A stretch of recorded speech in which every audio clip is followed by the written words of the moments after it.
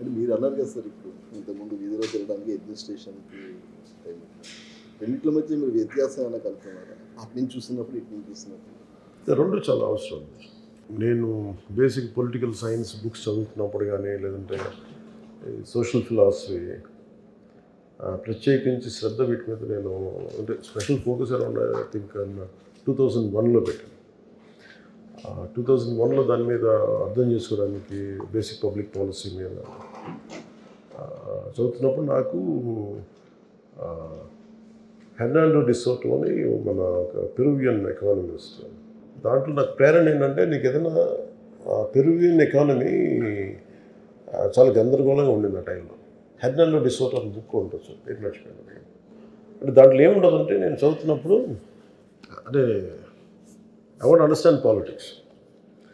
So చాలా పుస్తకాలు కొనుక్కొని కొంతమంది ఉస్మానియా యూనివర్సిటీలో నా ఫ్రెండ్స్, కొంతమంది సీనియర్స్, బయట ఉద్యోగులు వాళ్ళందరూ నాకు చాలా పుస్తకాలు ఆ పుస్తకం ఒకటి ఇచ్చారు. మన ప్రమోద్ అని తన ఫ్రెండ్ ఆయన ఇచ్చిన బుక్ అనమాట.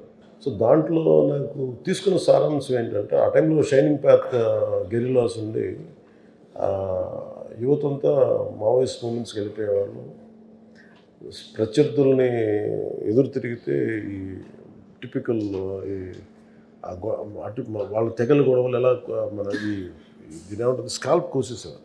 అంటే అంత extreme Maoist violence inflicted country ఆ time 80sలో.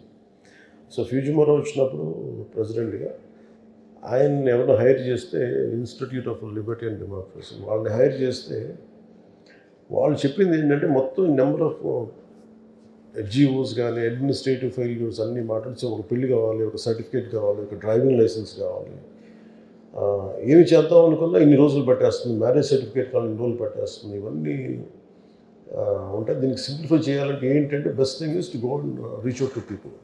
So the went to people. ఎందుకంటే నాకు ఆ పుస్తకం మొత్తం నాకు ఆ వాక్యం చాలా బలంగా పట్టుకుంది. అంటే పరిష్కారాలు ఆఫీసులో కూర్చొని ఎతకలే, ఆఫీసులో కూర్చొని కొద్ది కన్ఫ్యూజన్ ఎక్కువైపోద్ది, ప్రజల్లోకి వెళ్ళాలి. అది నాకు అది ఫస్ట్ లెసన్ అయింది. సో నేను అందుకని ఎక్కువ వెళ్ళటం వల్ల అడ్మినిస్ట్రేటివ్ లాంగ్వేజ్ తెలియకపోవచ్చాను, కానీ మన ఎన్ని అడ్మినిస్ట్రేటివ్ లాంగ్వేజ్ మనం ఎంత కోడెడ్గా రాసుకున్నా, దానికి ఎన్ని పేర్లు పెట్టుకున్నా, the purpose of any act is to use little వాళ్ళ జీవితాన్ని కొంచెం సమాధానాలు ఇవ్వడం, లేకపోతే కొంచెం బరువు తగ్గించడం, సమస్య పరిష్కారం ఇవ్వడం.